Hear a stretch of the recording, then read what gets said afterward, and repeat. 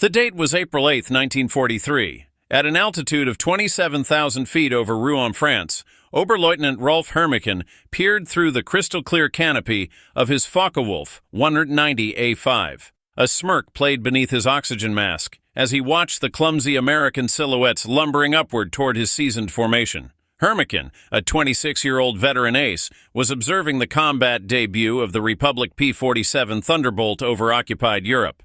"The enemy has sent us flying milk bottles," he transmitted to his wingman, unable to contain his laughter. Below them, 16 P-47C Thunderbolts of the 4th Fighter Group struggled for altitude, their massive 7-ton frames and 2,000-horsepower Pratt Whitney R2800 double Wasp engines straining. To German pilots accustomed to the elegant lines of the Spitfire or their own nimble fighters, these corpulent American machines appeared almost comical.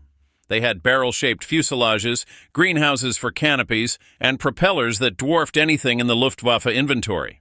What Hermeken and the other German pilots circling like predators couldn't know was that they were witnessing the arrival of the weapon destined to systematically destroy the Luftwaffe's fighter arm. In just 18 months, these objects of derision would become instruments of terror, their 850 caliber Browning machine guns delivering a sound and a result that German pilots would come to fear above all else. The sheer mathematics of destruction were already loaded into the Thunderbolt's broad wings, 3,400 rounds of ammunition and a combined rate of fire of 6,000 rounds per minute, enough firepower to tear a Messerschmitt in half in under 2 seconds. The Thunderbolts, a radical departure from the German philosophy of lightweight, optimized interceptors, were something unprecedented, a high-altitude juggernaut built on a foundation of mass, power, and overwhelming firepower. The P-47 Thunderbolt had been conceived in the panic of June 1940 as German fighters swept across France. The U.S. Army Air Forces urgently requested a high-altitude interceptor to match the Luftwaffe's best. Republic Aviation's chief designer, Alexander Kartveli, admitted his design would be a dinosaur, but a dinosaur with good proportions. When the XP-47B prototype first flew on May 6, 1941, it shocked everyone. Weighing 9,900 pounds empty, it was 65% heavier than its predecessor, the P-43 Lancer. Its enormous turbo supercharger system with complex ducting running through the rear fuselage gave it an almost pregnant appearance. Test pilots invariably asked, "This thing actually flies?" The secret was altitude. The 18-cylinder Pratt Whitney R2800 double Wasp engine could maintain its full 2,000 horsepower output at 27,000 feet, an altitude where German fighters began to gasp for air. The exhaust gas-fed turbo supercharger delivered sea-level performance in the stratosphere where conventional superchargers failed. Initial training, however, was brutal. Between September 1942 and January 1943, the 56th Fighter Group alone lost 18 pilots and 41 aircraft to training accidents. The P-47, which ground-looped on landing and torque-rolled on takeoff, killed more Americans in training than Germans would in the first months of combat. It was a handful, but those who mastered it discovered something extraordinary. Lieutenant Robert Johnson, a future top ace, described his first flight. "It was like strapping yourself to a locomotive. The power was unbelievable. You didn't fly it, you aimed it." The early combat reports from April and May 1943 seemed to confirm German prejudices. The P-47s couldn't outturn the Focke-Wulf 190s, couldn't outclimb the Messerschmitt 109s, and couldn't match their nimble handling at medium altitudes. Luftwaffe pilots quickly developed tactics to exploit these weaknesses, forcing turning fights and attacking from below. After his first encounter, Oberstleutnant Josef Pips Priller reported, "The new American fighter is meat for the slaughter. It flies like a truck, turns like a freight train, and climbs like a pregnant cow." In their first month of operation, the Americans lost 14 Thunderbolts for only 3 confirmed German kills. But something strange was happening, something German intelligence failed to notice. The P-47s that were shot down had absorbed unimaginable punishment before falling. One aircraft returned with 21 cannon holes and over 100 machine gun strikes, damage that would have disintegrated a Messerschmitt or Spitfire. The massive air-cooled radial engine, lacking vulnerable coolant systems, shrugged off hits that would have stopped a liquid-cooled fighter cold. More critically, when a Thunderbolt did get its guns on target, the results were catastrophic. The sheer density of fire created a convergence zone of destruction unlike anything German pilots had ever experienced. The American fighter could maintain sustained fire for over 30 seconds, an eternity in aerial combat. The event that shattered German confidence occurred on June 26, 1943, over Évreux, France.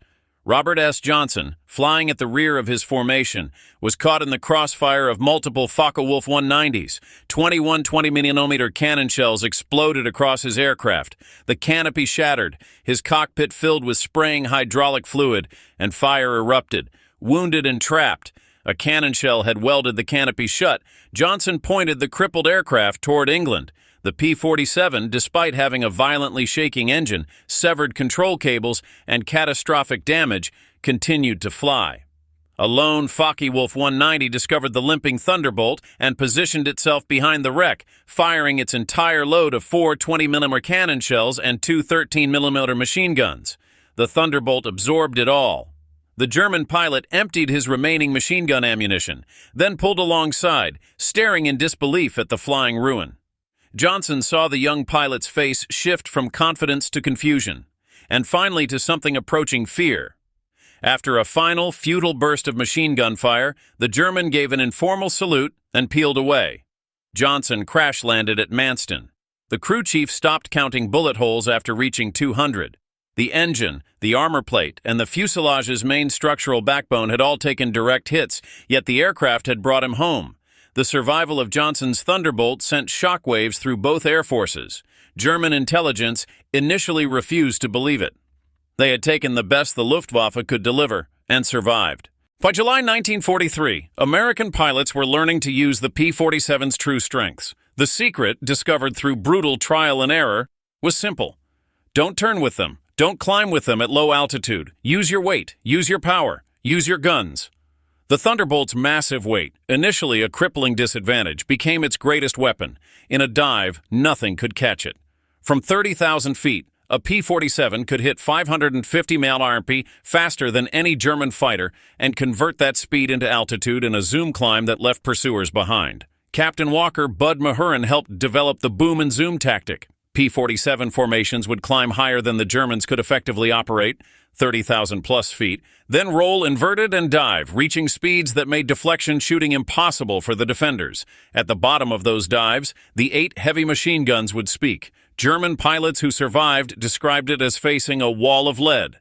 Aircraft caught in this convergence pattern didn't just fall, they disintegrated. The full terror of this firepower was unleashed during the August 17, 1943 raid on Schweinfurt and Regensburg. Major David Schilling, leading 4 Thunderbolts, encountered Messerschmitt 110 destroyer aircraft, the Luftwaffe's heavy bomber killers. Schilling's flight dove from 28,000 feet. A German gunner recounted the attack in a post-war interrogation. The American fighters came down like hammers from heaven. I saw them strike the fighter's wing. The P-47 didn't even wobble. Then he fired. The aircraft ahead of us simply came apart. Not shot down. Destroyed. 8 Me-110s were destroyed in less than a minute. The firepower was staggering. 3,400 rounds per aircraft, weighing almost 900 pounds, with the ballistic paths of all 8 guns intersecting in a 6-foot diameter zone at 300 yards. Anything in that zone faced 100 half-inch projectiles per second. Unlike German cannon, which typically had only 120 to 200 rounds of limited ammunition, the American pilot could maintain fire for over half a minute. Lieutenant Colonel Francis Gabby Gabreski, America's top ace in Europe, described the effect clinically. When you hit them with all 8, they don't just go down, they explode. By September 1943, the Luftwaffe was discovering another horrifying reality. The P-47's performance dramatically improved with altitude, while German fighters suffered. The turbo-supercharged Double Wasp maintained power up to 30,000 feet, but German engines, relying on mechanical superchargers, saw their performance degrade significantly above 25,000 feet. This reality was fatally demonstrated on October 8, 1943, to Oberleutnant Hans Philipp, one of Germany's most successful aces with 206 victories. Leading his formation at 28,000 feet, his Focke-Wulf 190 was sluggish and unresponsive. When P-47s from the 56th Fighter Group dove on them from 32,000 feet, the German fighters were sitting ducks.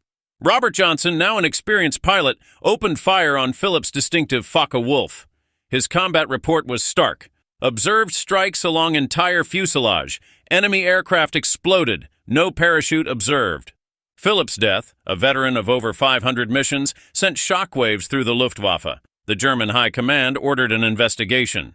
The report delivered in November 1943 was sobering. The Thunderbolt's service ceiling exceeded 42,000 feet, its dive speed approached the speed of sound, and its rugged construction, including a 3/8-inch steel plate behind the pilot, allowed it to absorb damage that would destroy 3 conventional fighters. In January 1944, a new variant arrived that completed the transformation from laughingstock to nightmare. The P-47 D-22 featured a new Hamilton Standard paddle blade propeller, 13 feet in diameter. This immediately and dramatically improved the climb rate, allowing the P-47 to match or exceed German fighters at most altitudes. The massive propeller also changed the aircraft's sound. The distinctive thundering roar, created by the blade tips reaching supersonic speeds, could be heard for miles. German ground troops began to identify approaching P-47s by sound alone, calling it Donnerschlag, thunderclap. By March 1944, with external fuel tanks, the P-47s could escort bombers deep into Germany. The Luftwaffe was forced to fly through an increasingly suicidal escort screen. Major Günther Rau, one of Germany's top aces, survived an encounter on March 6, 1944. "We saw them above us. Someone laughed and said, 'Here come the flying pigs.' Nobody was laughing 30 seconds later. They came down like an avalanche. Their guns didn't fire in bursts like ours. They poured out solid streams of fire. Getting caught in that stream meant instant death." As more P-51 Mustangs took over long-range escort in the spring of 1944, P-47 units focused increasingly on ground attack, a role that would make them the most feared aircraft in the German arsenal. Their heavy machine guns could penetrate the top armor of most German vehicles. A 2-second burst put 160 half-inch projectiles into an area the size of a truck. But it was the addition of bombs and rockets that created the true multi-role monster. Later variants could carry a bomb load equal to an early war medium bomber, as well as 10 5-inch high-velocity aircraft rockets, HVARs, each equivalent to a 105mm artillery shell. Oberst Hans von Luck, commanding a Panzer Grenadier regiment during the Normandy campaign, experienced this firsthand. They came in low, so low you could see the pilots' faces. The sound was terrifying, engines roaring, rockets screaming, then the hammer of those heavy machine guns. A column of our trucks simply ceased to exist. 20 vehicles transformed into burning wreckage in one pass. They called them Jabos, or fighter bombers. But to the German troops, these were something beyond that. They were flying artillery with the accuracy of snipers. On D-Day, June 6, 1944, over 500 P-47s provided air cover, creating an impenetrable umbrella. German fighters were massacred.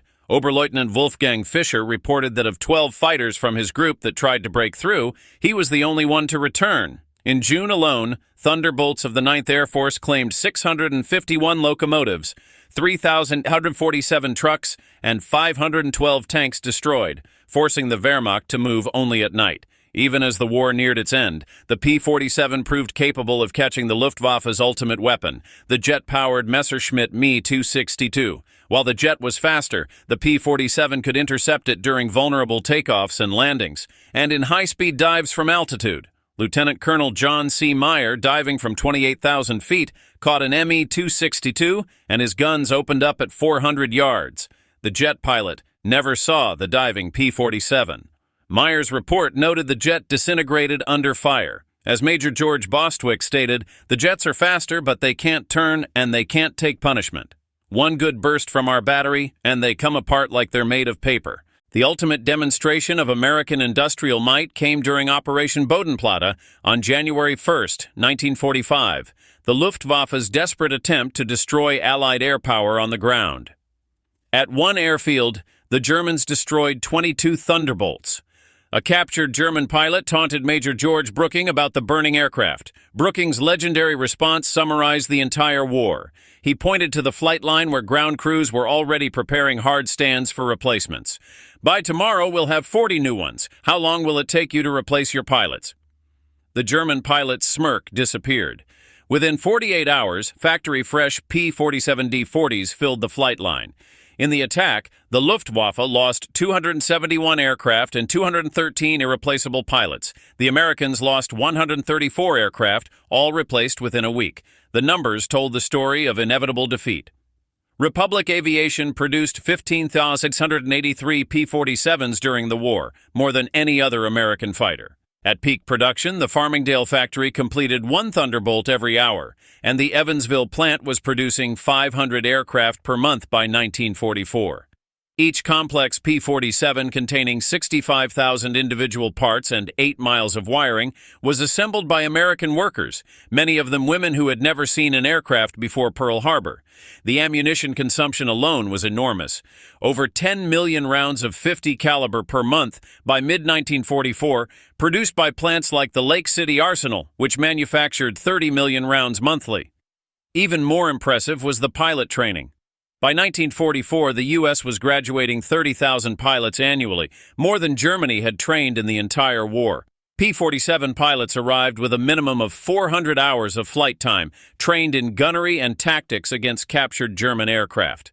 German pilots, by contrast, were entering combat with less than 100 hours total time by war's end. The American advantage was so great, as Lieutenant Eugene Roberts recounted, that facing a German pilot who had half his experience wasn't even a fair fight. In March 1945, Joseph Priller, the same pilot who had mocked the pregnant cows 2 years earlier, was interviewed by German propaganda officials. His statement, deemed too demoralizing for publication, captured the complete transformation in German attitude. "The Thunderbolt is the best fighter bomber ever built. Its firepower is unprecedented. But beyond the machine is what it represents. Unlimited American production. They lose 10, they build 20. We lose 1, it's gone forever." We laughed at them in 1943. We're not laughing now. When you hear those guns, you know death has come calling. The sound haunts us. Mechanical, precise, unstoppable. They didn't beat us through better tactics or braver pilots. They buried us under an avalanche of steel and lead. The psychological impact on the German pilots was complete. Medical officers reported Jabo fever, physical symptoms of stress appearing when Thunderbolts were reported in the area. Veterans who had faced the best of the RAF became physically ill before missions against the P-47.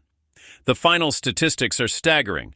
German aircraft destroyed in air combat, Europe, 3,752 locomotives destroyed, 9,000 trucks destroyed, 68,000 dollars. The P-47 units achieved a 4.6.1 kill ratio in aerial combat, the lowest loss rate of any Allied fighter bomber. In 1985, at a reunion of former adversaries, General Adolf Galland, former head of the Luftwaffe fighter arm, was asked about the P-47. His response was the ultimate vindication. "We made a terrible mistake in 1943. We saw this big, heavy fighter and laughed. We were the ones who didn't understand. The Americans didn't try to build a European fighter. They built an American one designed around production, firepower, and survivability." The first time I flew a captured P-47 after the war, I understood everything. The power was incredible. It climbed like it was falling upward. But what really impressed me was realizing that America built over 15,000 of these complex machines while fighting a two-ocean war. He concluded, "Those guns, we called them Roosevelt's piano because of the sound they made. Once you heard that sound, you never forgot it. Many of my friends heard it for the last time. The P-47 didn't just defeat the Luftwaffe, it destroyed it." The P-47 Thunderbolt, the heaviest single-engine piston fighter ever mass-produced, entered combat as an object of derision and ended the war as an instrument of annihilation. The laughter died with the German comrades. The thunder had spoken, and the sky belonged to America.